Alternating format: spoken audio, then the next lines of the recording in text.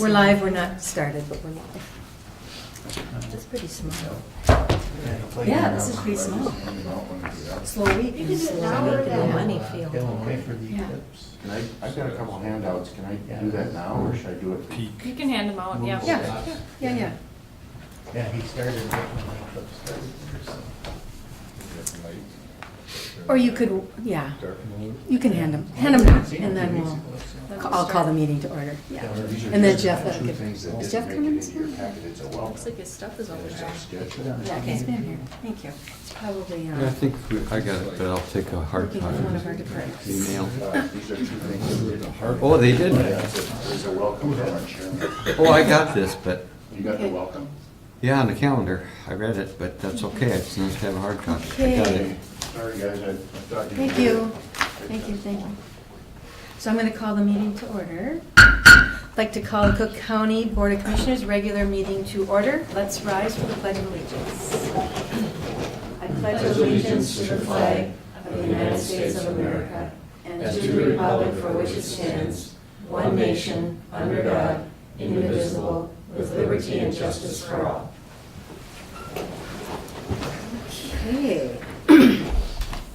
Adjustments to the agenda, we have one addition to the agenda, and I think we'll, I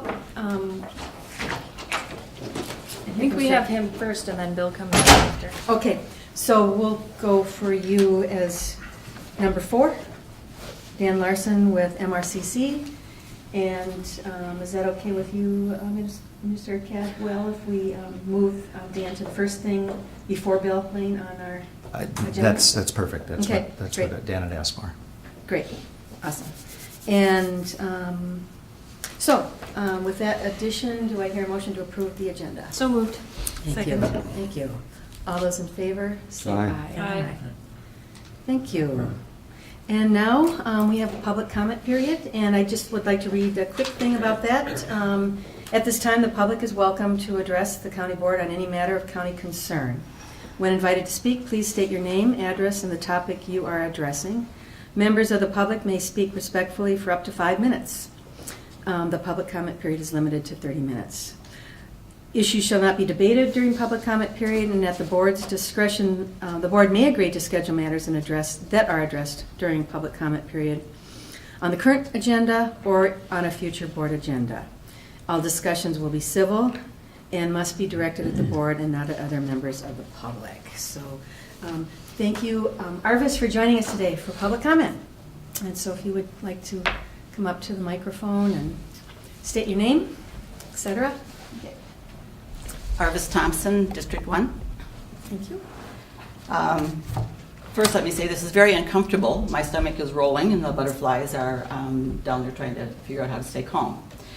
But I decided a long time ago that I was not going to sit back and just listen to the public talk about what's going on at the county level, that I was going to try to actually ask some questions and see if I could get some answers and get something started.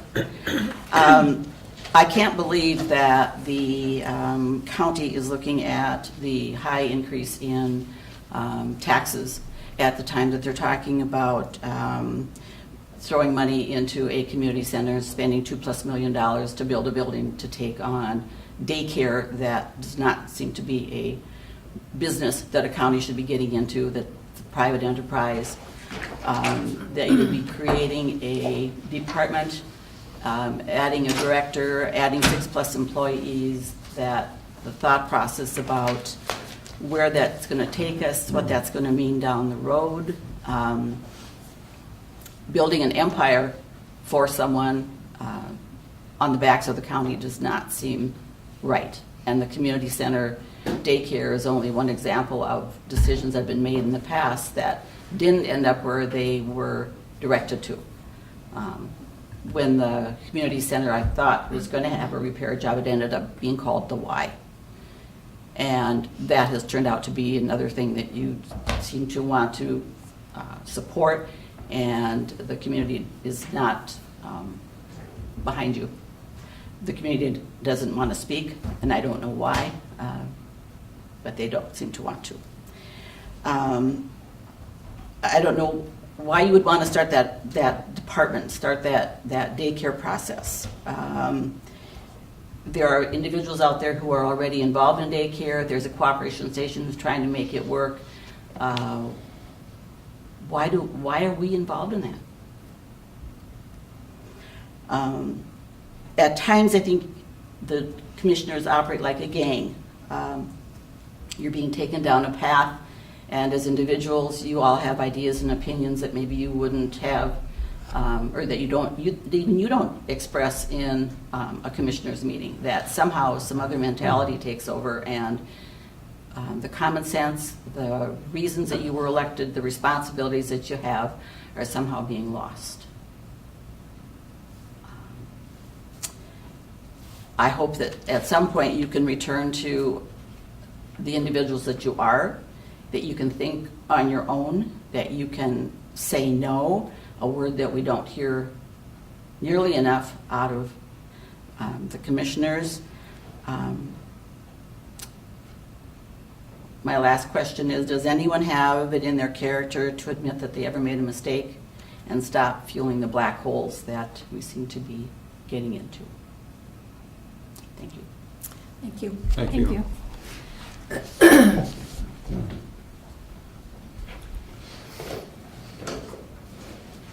All right, we will move forward with our agenda. Consent agenda. Are there any items on the consent agenda that anyone would like to pull? I would entertain a motion to accept the consent agenda. So move. Thank you. Second. Thank you. All those in favor? Say aye. Great. Okay, so we've moved Dan Larson up on the agenda, and so if you'd like to come forward and speak to us about MRCC, and you can tell us what MRCC stands for. Madam Chair and members, thank you so much for allowing me to be here for accommodating me on the schedule. I bring greetings from the 31 members of what is now Minnesota Rural Counties. As of January this year, the name has changed, which is a result of a process that we went through for 18 months, a very deep and internal review on how to administer the group, what the positives and negatives were. And out of that, on top of a number of other things, came the name change. It's also our 20th year of operation. 1997, April 1997 was when we were established. So we, in the build-up to the 20th year, we did a lot of internal review. And if some of you, I should take a step back. I'm addressing some of you for the first time. Others I've met before, and we have a little history.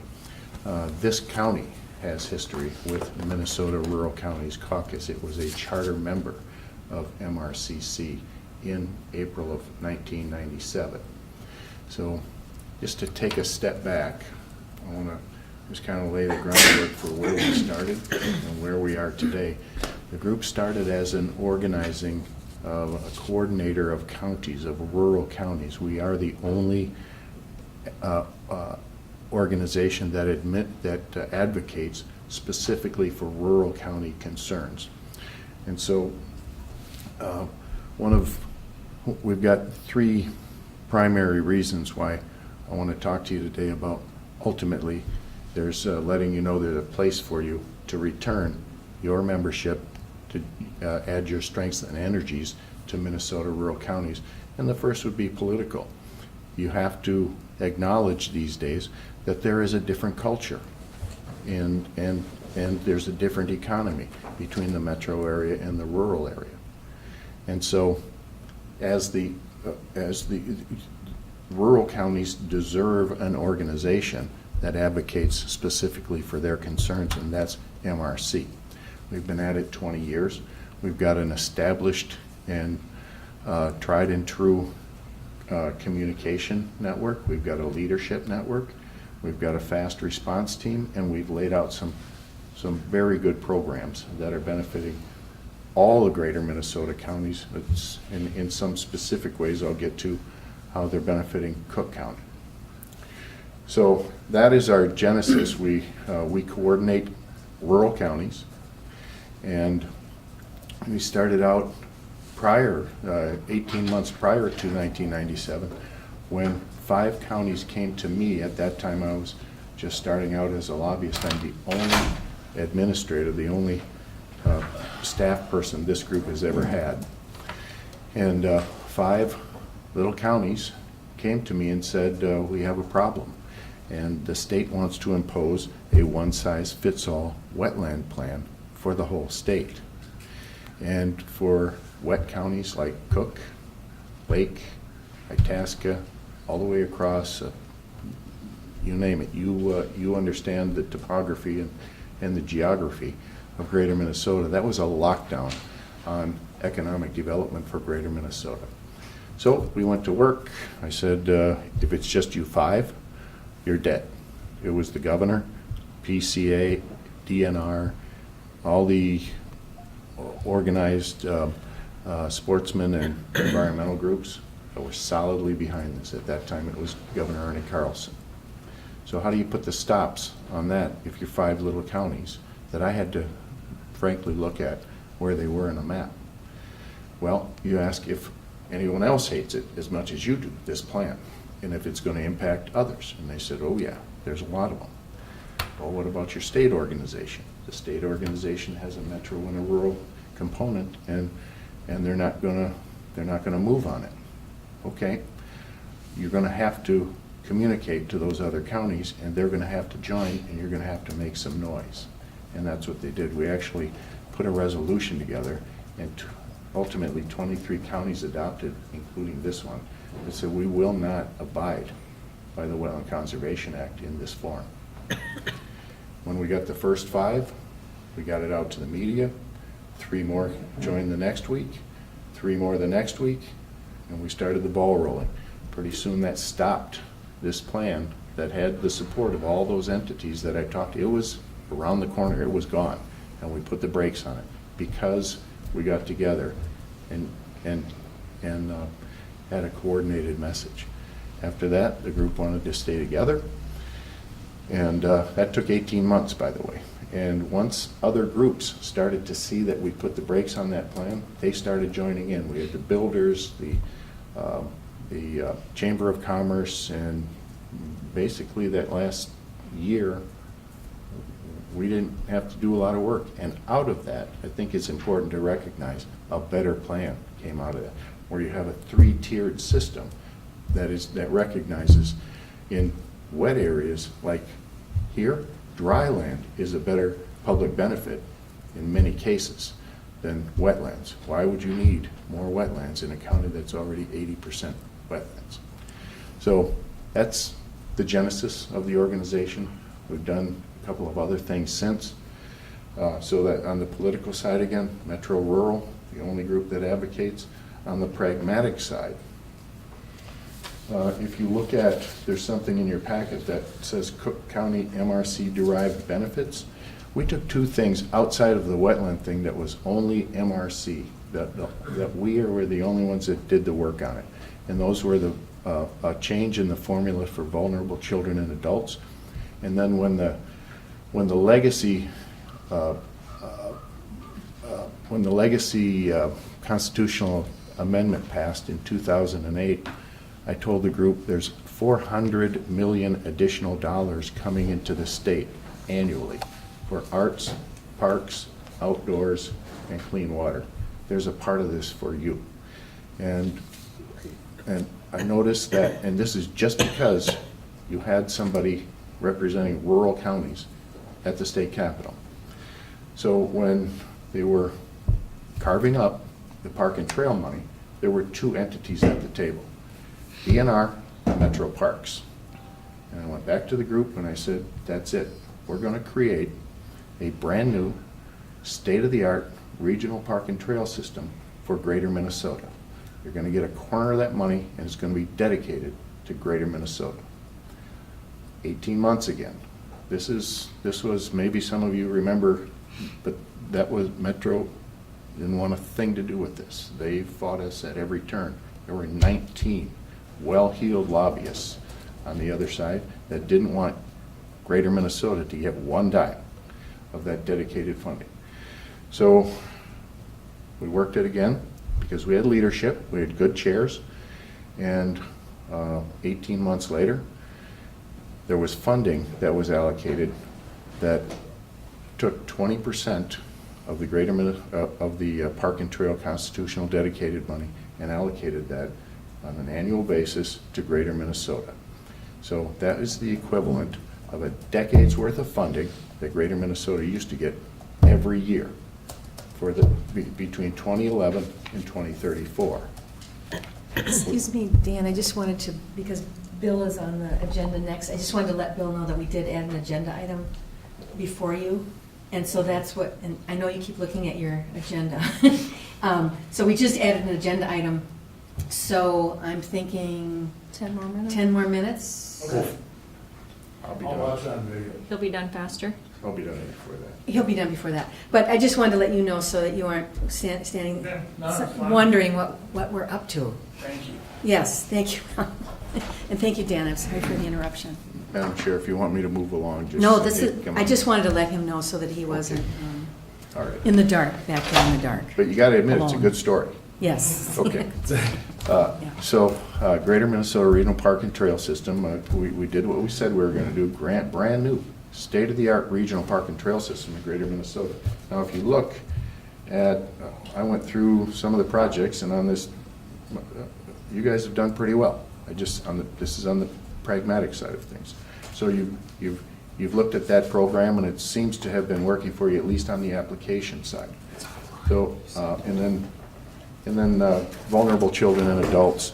This was a formula that when the shutdown occurred of the state shutdown, the budget shutdown in 2011, all the leaders went into a room, and the human service person was, on the House side, was a Anoka County guy, and came out with this formula change on how you receive grants for vulnerable children and adults. And it was terrible for a lot of rural counties. And we went back, put a different formula in place, and then put a lockdown that you could never, and there were no public hearings on this either. And we said you can't ever not have public hearings on this again, so that's in the law. And then, so the outcome of that, if you just want to look dollar for dollar, our membership dues are $2,100 a year. You're getting, you saved, by our estimates, $21,922 annually. On the practical side, if you look at the schedule, we try to be very cognizant of your time. And so we wait when we put our schedule out for AMC to put their schedule out. And so when they have their winter meetings, we'll have a meeting ahead of that. And the March meeting, we'll have a meeting ahead of that.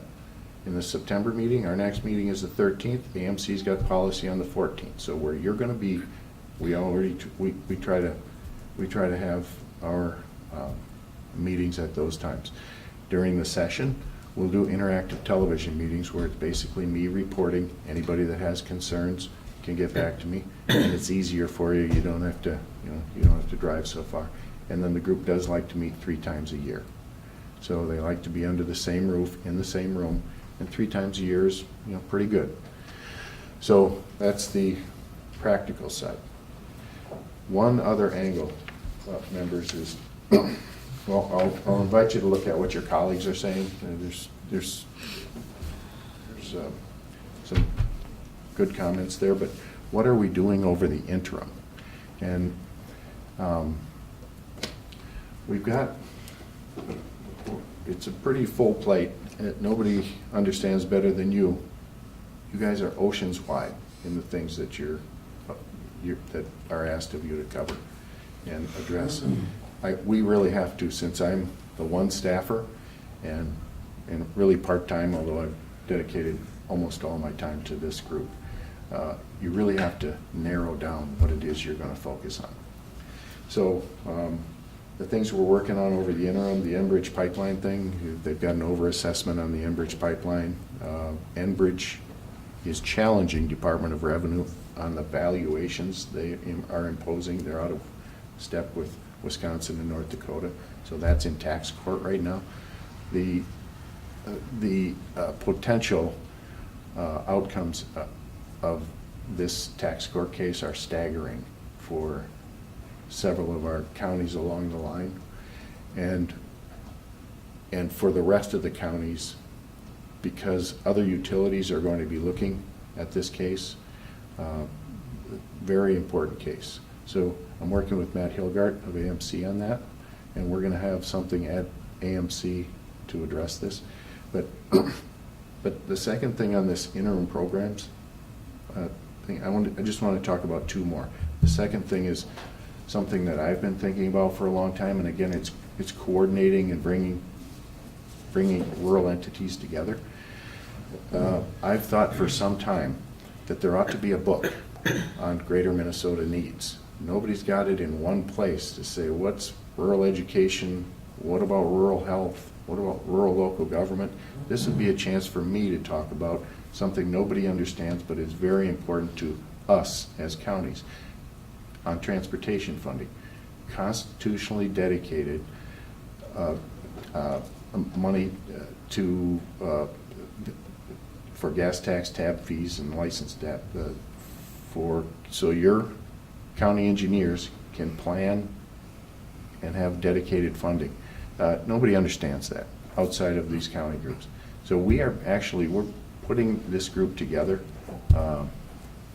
It's going to include, so far showing interest, our ag groups, timber groups, economic development, local governments.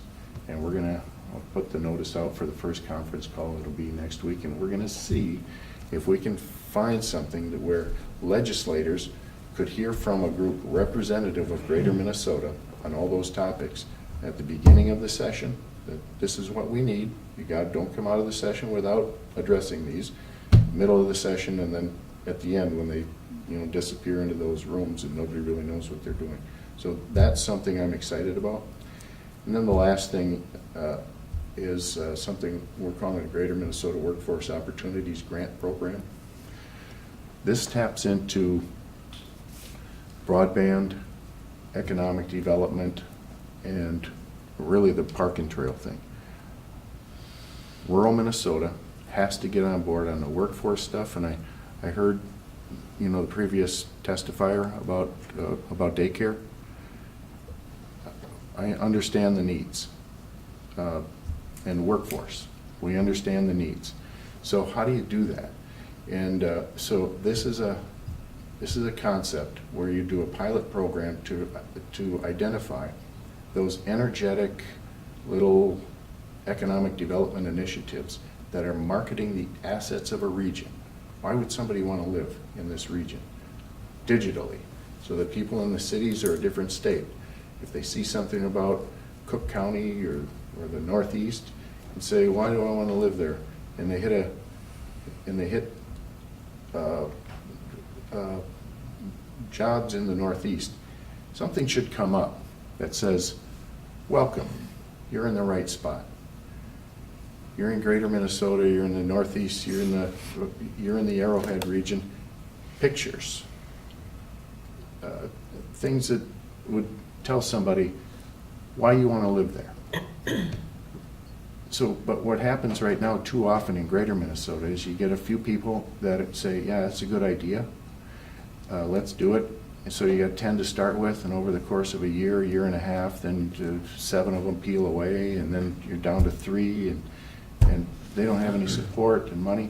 This would be a program that would train somebody to take a local leader, send them to Blandon for community development, bring them back, have them map to make sure that all the businesses are mapped, so that when somebody comes through town and they want to get kimchi in Grand Marais, they can say, where's kimchi in Grand Marais, and it directs them right to the place, and not 2 miles out of town, someplace else. So the mapping, and to do the mapping, you bring in kids from high schools. So the kids from high schools get their STEM, do 2 things. They get to know the business people, and they get STEM credits for doing the mapping.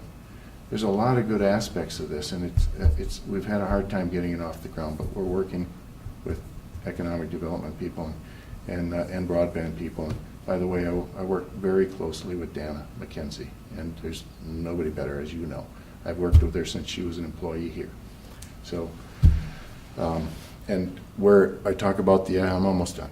Where we talk about the assets, this is where the parks and trails come in. So now we've got this Greater Minnesota Regional Park and Trail Commission, who I'll be talking to tomorrow in Redwood Falls,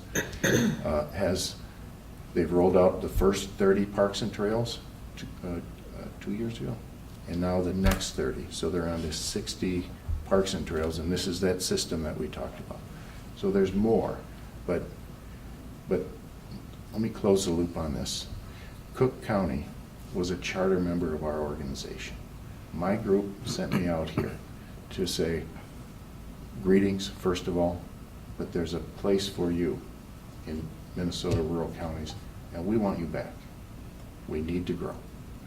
So with that, Madam Chair, I'll close. Thank you. I think we have like a couple minutes for questions, comments. Does anybody have a question or comment for Dan? We wouldn't have to go around table. Thank you, Madam Chair. Since we're going to be at Breezy Point, would we be able to sit in on the meeting and refresh our memories about the organization and Yes, have ma'am. discussion later? Yeah, we're always welcome. We just don't get to vote. It's a good Madam Chair, opportunity to check. Commissioner, I think I can work a special welcome for you, a special invitation. One's always out, but, if you want a special one, I'll do that too. No. We want you to come. The other thing I noticed, we're part of a 7-county group, and you have 3 of our counties, Aiken, Itasca, and Coochin. Is that Northern Counties? Mhm. Yeah. So there's 7 of us. Yeah, that's Northern altogether. Counties land use, though.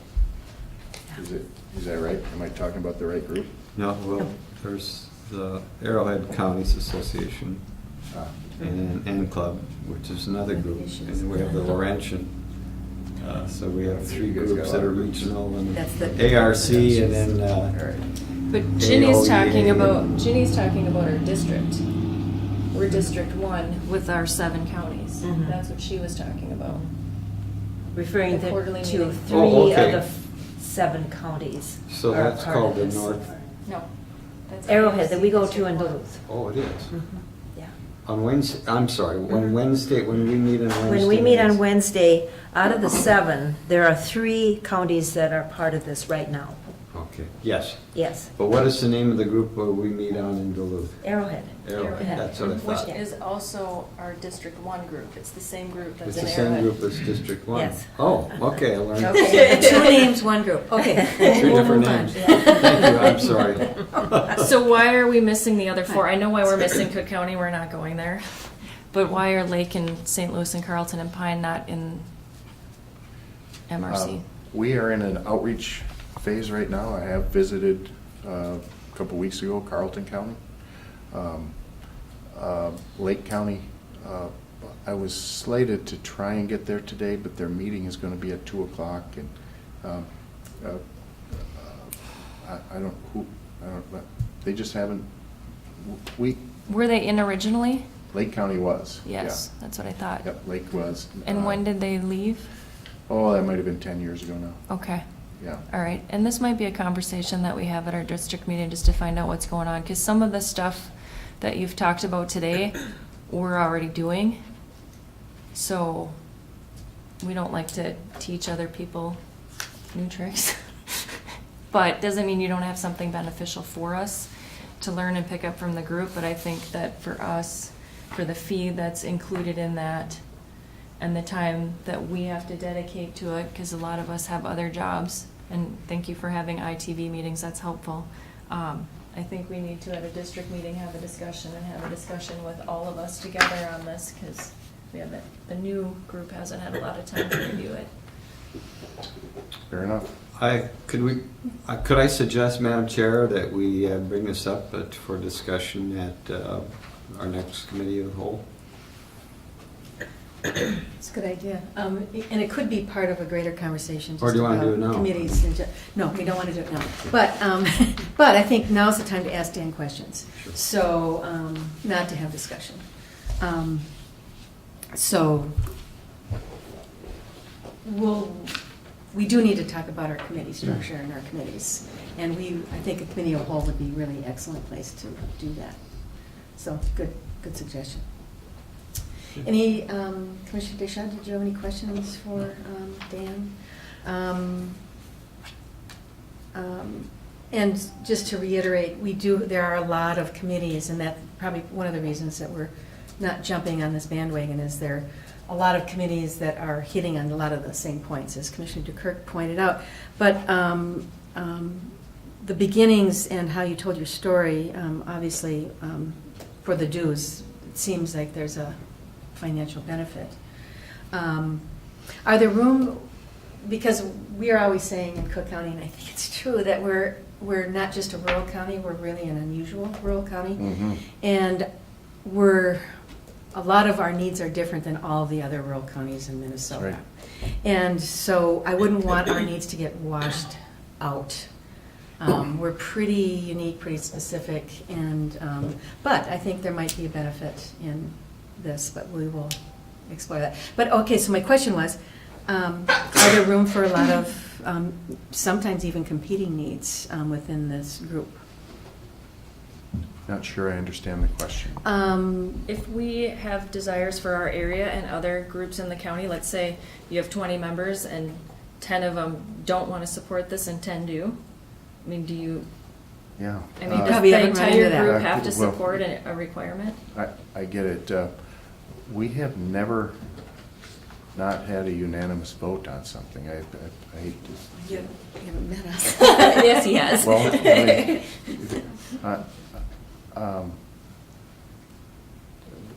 I would just, I mean, our bylaws call for the vote with the most people wins. Okay. I just have to put it in perspective, though. We just never had that case occur.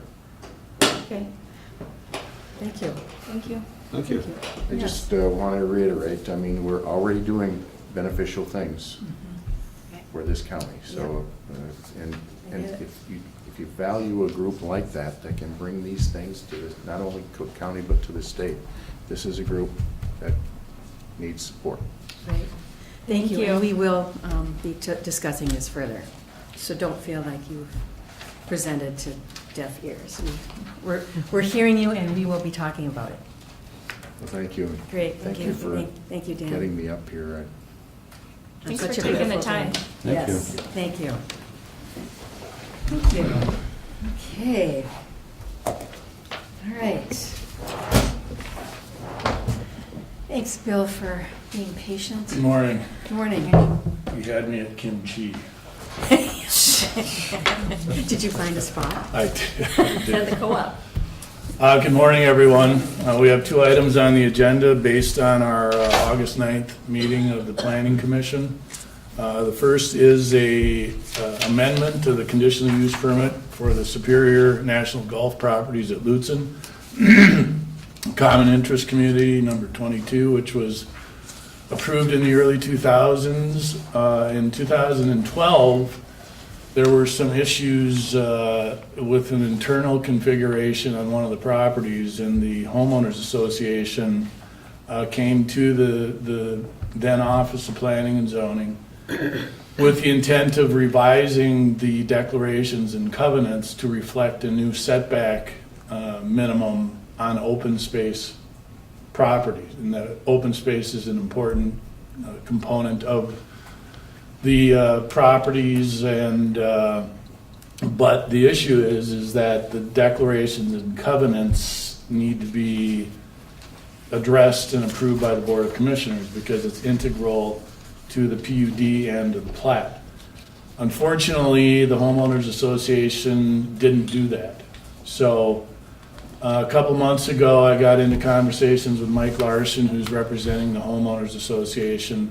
They have another issue where there's another structure being proposed which has a 0 lot line setback with open space, yet they didn't amend the declarations and covenants, so the issue became that it isn't recognized by the county.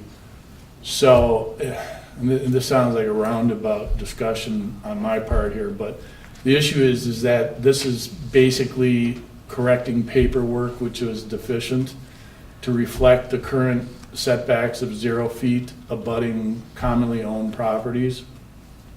They came to the Planning Commission. We had a very brief discussion upon realization that it was really a paperwork issue, but also reflecting the fact that before an internal group or homeowners association can start issuing their own sets of laws and declarations, it has to be approved by the county. So we came to the Planning Commission and they voted unanimously to approve language, and I believe I included that in the packet, which is reflecting the second amendment to the declarations and covenants, just to allow that setback to be in place internally within the PUD. Great, thank you. Questions, comments, Commissioner DeShaw? Commissioner Bershine? No, I read it. Makes sense. Thank you. Commissioner DeKirk? Commissioner Sterling? Thank you, Madam Chair. I'm familiar with this area, but I'm just curious as to, is it the setback from the golf course itself or the setback among the developing properties? Well, Commissioner Storley, it is an open space PUD, so they're required to have specific dedication of properties that are typically called open space. That can include the golf course. In this case, it's an open space block of landscape which doesn't have any connotation or association with the golf course. Oh. So it's a block of open space, no fairways, no greens. I would imagine the rough is pretty deep there, but there's nothing other than just an open space designation. Well, that's good. It seems to be developing along certain areas of the golf course, so that it's good that this is being addressed now. Thank you. So this is, the understandings have been clear all along, it just hasn't been specifically written down. Correct. So now we're just getting everything in alignment. We established a catalyst for them to get it done, and they've followed up on that. Great, thank you. Motion to approve. Thank you. Is there a second? Support. Thank you. Are there any opposed? All those in favor, say aye. Aye. Thank you. Thank you.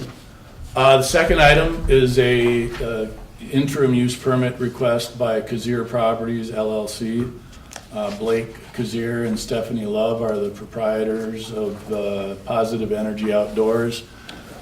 They came in to the Planning Commission a couple months ago with a purchase agreement on Pike Lake, which wasn't approved or recommended by the Planning Commission. They did come into the Board of Commissioners in 2016 to establish a conditional use permit on some of their property up by the Cascade River Road to establish a recreational operation based through their 501c3 organization. What they're doing at this point is starting to prepare infrastructure and that sort of thing. One of the conditions that we established in 2016 was that if they were to do any gravel excavation, even on a private property owner's basis, that they agreed to come to the Planning Commission and Board of Commissioners for an interim use permit. The issue became, this is a pretty large esker, and there's a lot of gravel, cobble, sand resources in this. They agreed to not start until the interim use permit was in place, and I went out there a couple weeks ago and the excavation had already ensued. So I issued a cease and desist on the operation until we get the permitting squared away. You know, the big thing is that when you have a property owner with equipment, that's one thing, but having a restoration requirement is really a different situation. So the esker was basically straight cut without any tapering and things like that. So the cease and desist was essentially to get them back into the permitting process. I've been out there twice in the last week just to make sure that the issues that we identified, which are included in your documents, were being addressed by Mr. Kazir. They haven't initiated any additional excavation, And I'm happy to say that they've been really good the last couple of days. He's really turned in an opposite direction of rather than maybe suggesting that we weren't in a good position to tell him how to protect the environment, that in fact we are the regulatory agency and our advice is in his best interest to adhere to. So at this point, he is going forward with a national pollution discharge elimination system permit, which is regulated by the state of Minnesota, the MPCA, because he's projecting now he's going to have impacts that exceed an acre, which is the threshold for MPCA inclusion.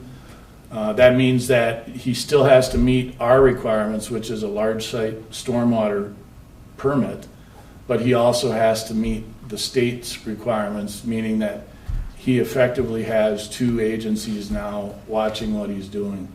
It was refreshing to talk to Blake over the last couple of days, because it was obvious that the light had turned on and that he sees the benefit of not only our advice and our guidance, but recognizes that if he wants to get this operation underway, that he's going to have to meet the local requirements. And I think he's demonstrated that. None of this was in play at the Planning Commission, so this is new information for the Board of Commissioners. But based on the discussions that we've had at the Planning Commission, I think that they would be supportive of the recommendation at this point to go forward with the approval of the interim use permit, including all conditions that were established, and especially the inclusion of the MPCA as a permitting authority at this point. Okay, thank you, Bill. Commissioner Stoney, any comments or questions? Thank you, Madam This is a Chair. complicated one. Well, they had 14 points, it's listed here. What have they done out of the 14 so far? They have identified a spill prevention plan, a spill cleanup plan, which is kind of one of the no-brainers of heavy equipment. They have established erosion sediment control measures at the wetland upland interfaces. They've established culvert armoring at any of the wetland crossings. They have employed TKDA Engineering of Duluth to establish a restoration plan, which will be based on specific GPS points, a highly engineered process. So we're effectively removing that it looks good to me kind of thing, which has been ongoing at this point.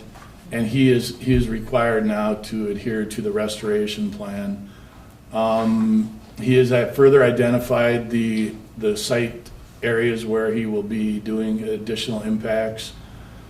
And I think he's got his septic permit, at least application submitted. So I think it's a good process at this point. If you have a chance to go out to the property, it's in a very sensitive landscape area. We have the Cascade River watershed. We have the Swamp Creek watershed. Mark Creek is in the area. And so hydrologically speaking, it's an incredibly rich and sensitive area. You don't have to go far to be knee-deep in muck. Fortunately, where they're doing their operation is predominantly upland. The topography, other than the esker, is relatively flat.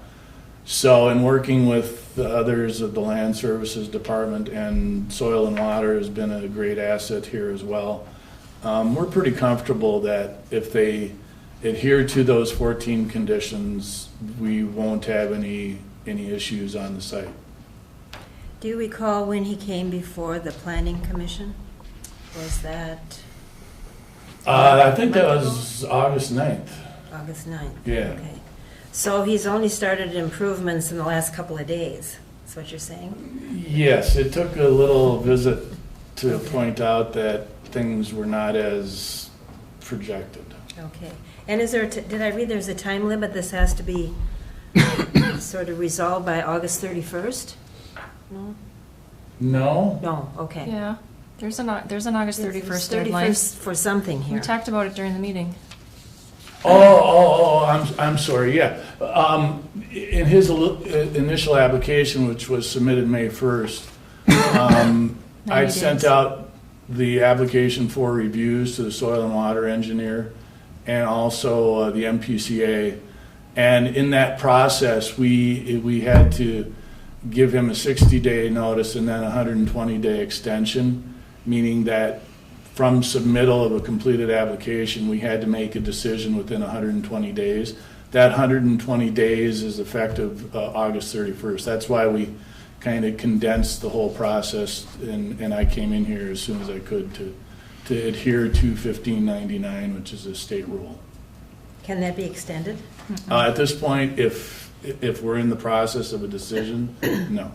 He needs a decision. Okay. Thank you. Thank you. Commissioner Dukirk.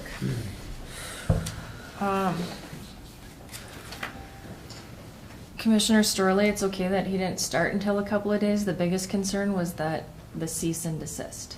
So, we had a gravel pit operator that we ran into some confusion with operations, a long-term gravel pit operator a year or two ago that had to do a cease and desist, and we worked everything out, and it took a long time because there's so many components. And so I'm not defending this guy, I'm just explaining why the process takes so long. And I know it's concerning when you hear, oh, he just started doing this 2 days ago. It takes a long time to get the MPCA and different agencies to work together. We have great components here and they work together quickly and go across the hall and talk to each other, but it's not easy to get that stuff together. And he's still not fully local, operating a business elsewhere and doing his business here, and he ended up buying that property that he wanted to use that was declined. So I think the guy's got a lot of very large bowling pins in the air that he's juggling. So my biggest concern was that he wouldn't take us seriously in stopping all operations until we figure out what's going on. So I think he's gonna do what we ask. He doesn't really have a choice, but. And our decision today, we don't have to approve it if you're not comfortable. We just have to make a decision. So we could. Normally we go with what the planning commission says, but we are the final decision. So if you have concerns, please ask more questions, because I appreciate your questions. Thank you. Commissioner Bershheim. Well, I think, you're presenting your point of view of where we're at right now and would like our support. And if you feel confident that you've steered this in the right direction after the cease and desist, I trust your judgment, so I would support that. Thank you. Commissioner Deschamps. With all the water, did he have someone design a SWIP for him? Yes, and Commissioner Deschamps, that is one of the requirements of the NPDES permit with the MPCA. He has to have a certified SWIP designer, which is a stormwater pollution prevention plan, which is suitable for the MPCA, but we can also use that for our large site stormwater permit. So everything that he's submitting at this point, permit-based, will be engineering derived. So it's, and as Commissioner Bershheim suggested, I may not have had this confidence if this was a week ago, but since having interactions with Mr. Kazir and seeing that he's doing everything we're asking him to do at this point, and so I'm pretty comfortable with where that property is at now and what his actions have been to address our concerns. Thank you. So my question would be, or comments would be about his timing, and he's obviously, he's just in the last 2 days shown that he's willing to comply. And one of my questions is the risk. So, because clearly he showed that he wasn't interested in complying, and he certainly knew the rules prior to the last couple of days. Is that a correct assumption? Or would there be the assumption that he didn't know? Boy, that's a really tough rhetorical question. to me, you know, from what I've gotten to know Blake, he's a pretty highly driven, you know, very frenetic individual. And he's doing a lot of stuff out of a sense of altruism for his nonprofit organization and that sort of thing. I think what happened is that once he got into that Esker and he started to see the infrastructure starting to take shape, where he had all of a sudden he had roads where there was just, you know, aspen and dead birch and that sort of thing, that it kind of, he wanted to get this done. He had a goal last year of having dogs on site. He's going to have a kennel operation out there by last year, and I think now to have that established this year is really the driving force. So, you know, in order to get all the materials and the construction materials on site, you have to have a road that you can access the property. I think it just started to steamroll, and he started to see results, and then magically the land services came to kind of reset his clock. And I think that's where we're at now. I think his clock has been reset favorably. Okay, well, I'm grateful for Land Services resetting a clock. And particularly with, you know, there's a reputation out there that, you know, we hear about. And so we are already kind of focused on this person. But that you feel confident means a lot to me. And but it also brings about a feeling of vulnerability on the county's behalf. For, you know, we don't have big penalties for people who just charge ahead and risk sizable community assets. You know, the water quality of the Cascade River and so forth. That's kind of a huge risk that he was willing to take without considering. But now he's on board, and we don't have, you know, the $300 in retrospect to get the permit doesn't seem like a huge risk that he's taking. So there's nothing to keep people from doing that. Right. You know, $300 is like slap on the hand, and maybe that was his intention, to, you know, move ahead until the clock was aware. Well, and I kind of resent that disrespect myself. Yeah, I think here's the big change. The MPCA is involved. Yeah. And they can do a stipulation, a penalty stipulation order, which can be multiple thousands, 5 figures, 6-figure $1,000 assessments. So, you know, our little tap on the wrist with an after-the-fact fee of $500 is pretty insignificant. But, you know, I inspected for the MPCA, and I know what happens when you violate what they're expecting, and it can be financially devastating. So I think the incentives are there for Blake to just do what he has to do, get it done, and have his operation in place. And I get that sense from him now.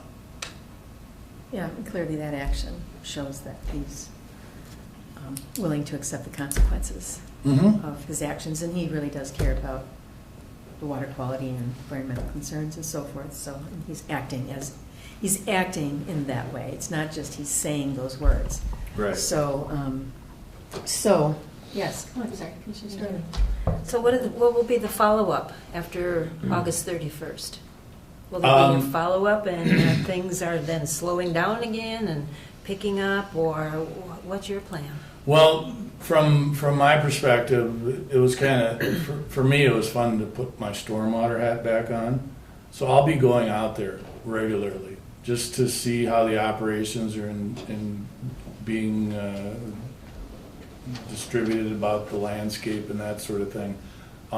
We've got permits at multiple levels. We've got land use permit, we've got stormwater permits, we've got septic permits in place. So our agency, our local government involvement is there just as a follow-up to the permitting process.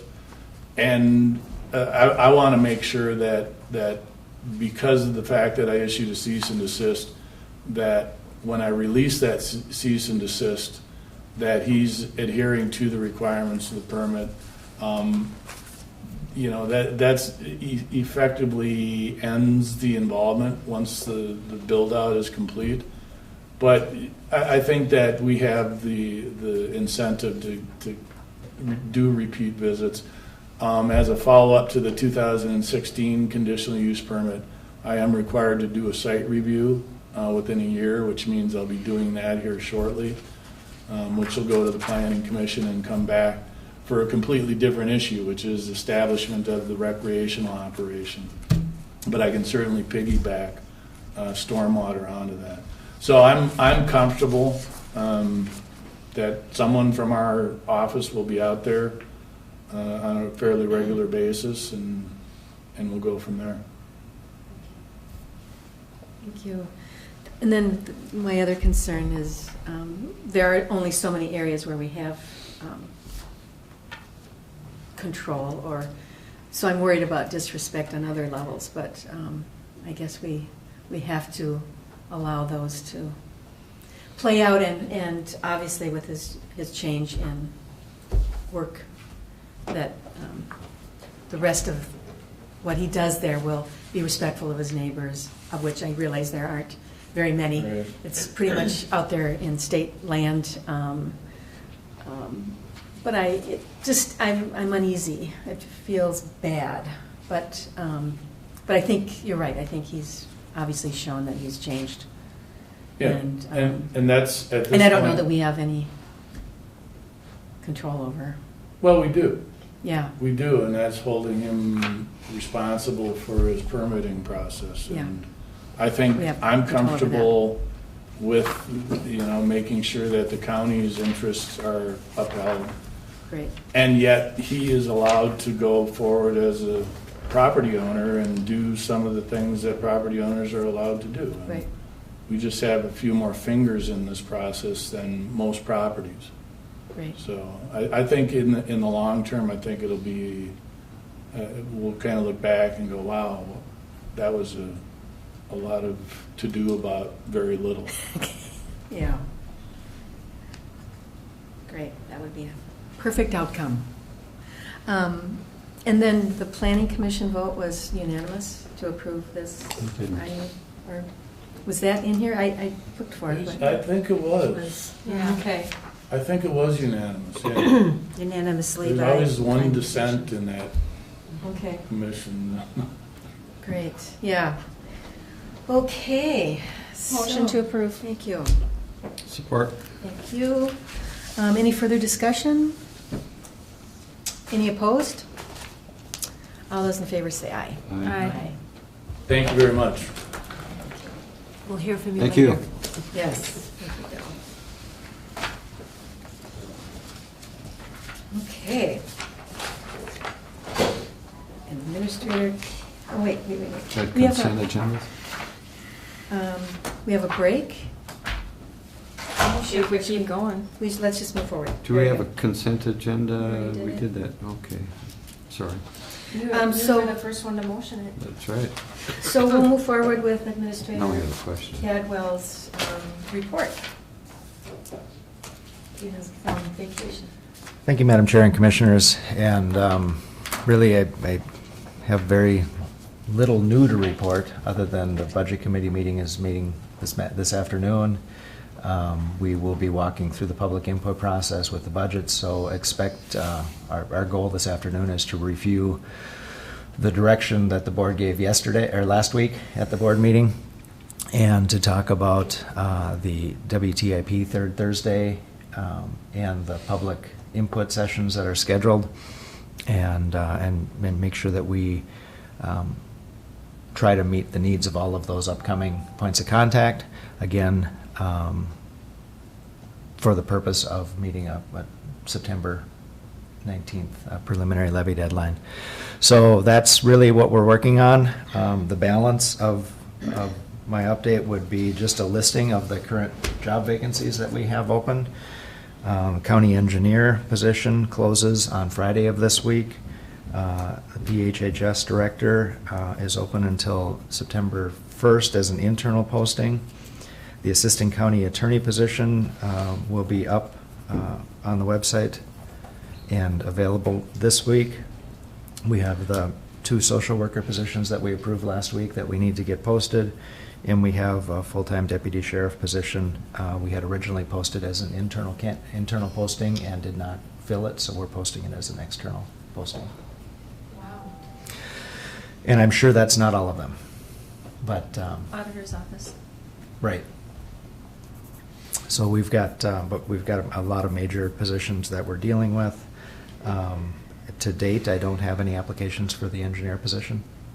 So if that closes without a sufficient number for us to review, then the committee's going to have to get back together and talk about process.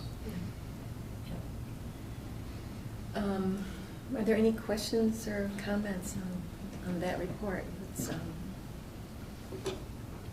makes me feel very vulnerable, all those open positions, because the other part that concerns me about that, which speaks to the importance of having done this comp study and that we're looking so intently at our staff and working toward creating a good staff, and that we're doing all this work creates, this is why we're trying to prevent this. I mean, eventually we don't want to have these kinds of openings because it's expensive, and not only that, but it takes a lot out of the staff that we have.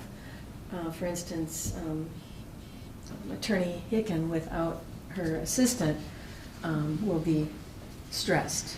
Administrator Cadwell without a PHHS director and without a highway department administrator or engineer creates a lot of stress. And so I worry about the whole system when there are these openings. So I think we all take this very seriously and want to. Commissioner Bershine.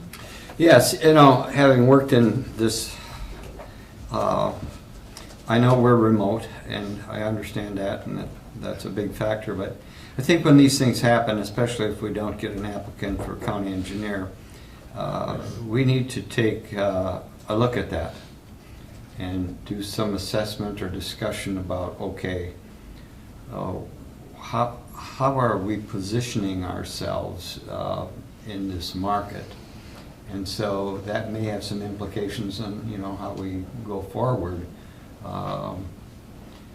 We have to have competent people, and so I just don't think that we should blame the problem out there.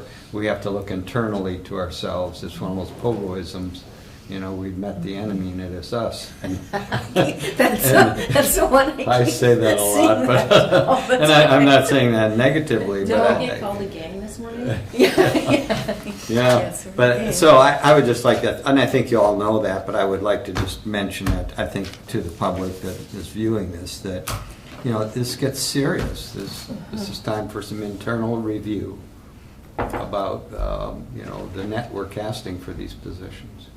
And that's the primary reason that we've been doing the review we have been doing, is so that we can come to a normal position, a competent professional organization. And the result of not having that is you have this.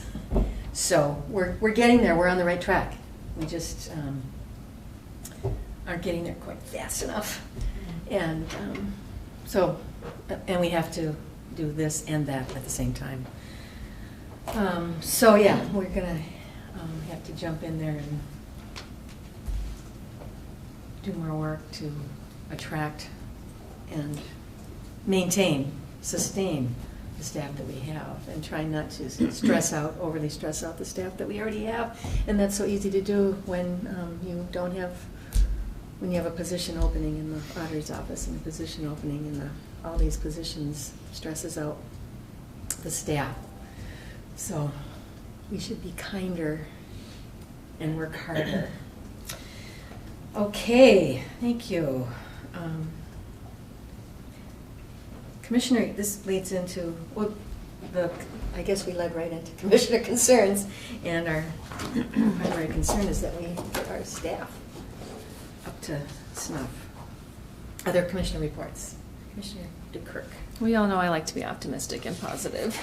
So I'm going to tell you all Yes. a little story about driving down the Gunflint Trail yesterday, and off of a Forest Service road, I saw a gentleman walking doing this, and it was raining, and I figured he was swatting at bugs, and I look in my rearview mirror, and he's then running into the middle of the Gunflint Trail.